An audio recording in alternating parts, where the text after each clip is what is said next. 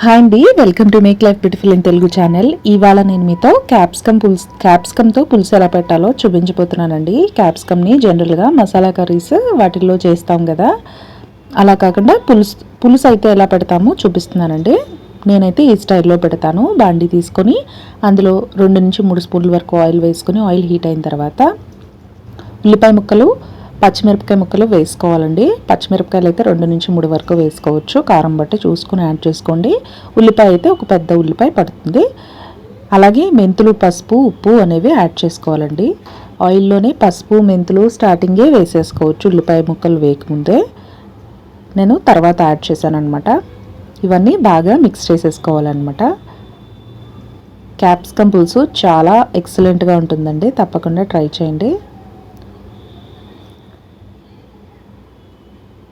అలాగే మూత పెట్టి ఇలా ఉల్లిపాయ ముక్కలు అనేవి మగ్గవలసి ఉంటుంది. ఇలా మగ్గిన తర్వాత అప్పుడు మనం ఒక పెద్ద సైజు క్యాప్సికమ్ అనేది తీసుకుంటున్నానండి. గ్రీన్ కలర్ క్యాప్సికమ్ తీసుకుని వేస్తున్నాను. పులుసు దీంతోనే బాగుంటుందండి, వేరే కలర్స్ నేను ఎప్పుడూ ట్రై చేయలేదు, దీంతోనే చేశాను. అలాగే కొంచెం కొత్తిమీర కాడలు అనేవి వేసుకున్నాను. పులుసు, సాంబార్, చారు ఇలా వీటిల్లో కొత్తిమీర కాడలు అయితే టేస్టీగా ఉంటాయన్నమాట. అలాగే రుచికి సరిపడా కారం అనేది, ఉప్పు ఇక్కడ మీరు యాడ్ చేసేసుకోవాలండి. ఇవి ఇలా ఉప్పు, కారం, ఉల్లిపాయ ముక్కల్లో మగ్గిపోవాలి. అప్పటిదాకా మనం చింతపండు అనేది యాడ్ చేయకూడదండి. చింతపండు ఒక నిమ్మకాయ సైజ్ అంత చింతపండుని తీసుకొని కడిగేసుకొని నానబెట్టుకున్నాను. ఆ పులుసును తీసుకుని యాడ్ చేసేసుకుంటున్నాను అనమాట. ఒక్కొక్కళ్ళు ఒక్కొక్క రకంగా పెడతారండి, జనరల్గా ఇలాగే పెడతారు పులుసు, అదే విధంగా పెడుతున్నాను. కాకపోతే కొంచెం నేను జీలకర్ర, ధనియాలు అనేవి రోస్ట్ చేసి పౌడర్ పెట్టుకుంటాం కదా పక్కన, అది కూడా యాడ్ చేస్తున్నాను అనమాట.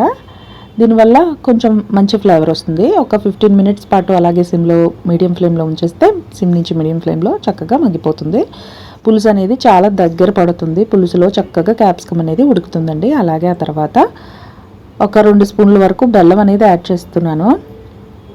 బెల్లం తురిమేసుకుని యాడ్ చేసేస్తున్నాను అనమాట. మనం ఈ టైంలో స్టవ్ ఆఫ్ చేసేసినా ఇది మట్టి పాత్ర అవ్వడం వల్ల మనకి ఆ వేడి సరిపోతుందండి. చక్కగా పులుసు అనేది దగ్గర పడి చక్కగా ఉంటుంది టేస్ట్.